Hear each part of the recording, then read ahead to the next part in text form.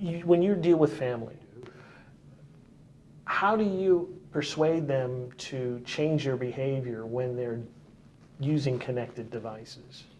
So 2 things. First of all, I think it's vital to explain how bad things could happen because of choices that they make.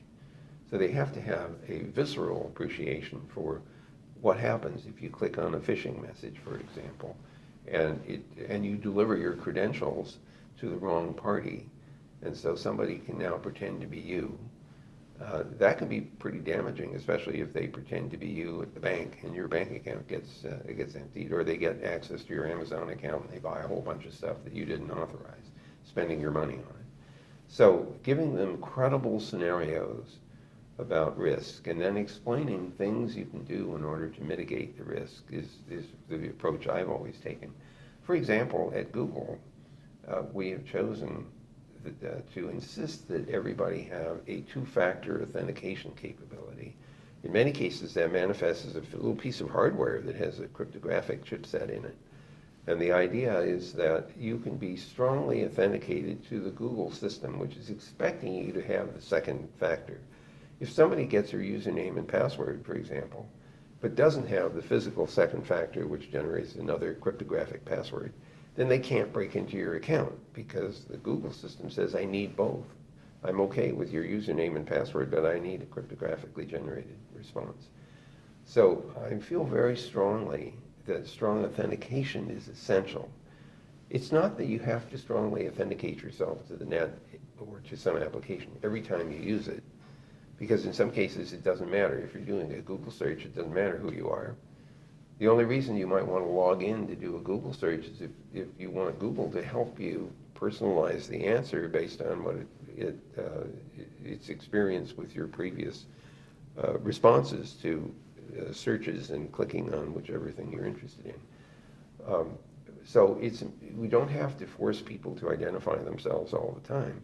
But if you want to make sure that nobody else can identify themselves as you, for example, it's a financial transaction, you're borrowing $50,000, and I want to know, how do I find you again, and are you a person? Then I can demand that you authenticate yourself strongly to my satisfaction. You could say no, in which case I will say, fine, I won't loan you any money either.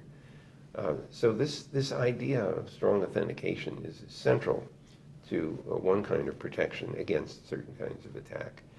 The second thing is that you shouldn't believe everything you see on the net or hear. That's true in all media. That's true of radio, television, newspapers, magazines, your friends and your parents. Seriously.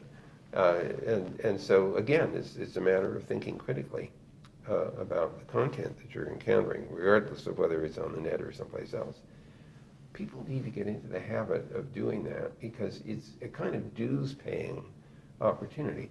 The freedom you have to find information on the net comes with a price, and that price is being attentive to the quality of the content. There's no perfection here. There's no guarantee. But the fact that you recognize potential hazards because they've been explained to you, and more important, that you've been given examples of how to respond. How do I detect that this is a phishing attack? How do I insist on strong authentication if I'm going to do contracts with somebody across the net? I have to give you tools to protect yourself. If all I do is tell you, it's a scary world out there and bad things will happen, that's not helpful. What's helpful is knowing what should you do about it, and what companies should you look to, or what features of their services should you expect or insist on in order to protect your privacy, safety, and reliability.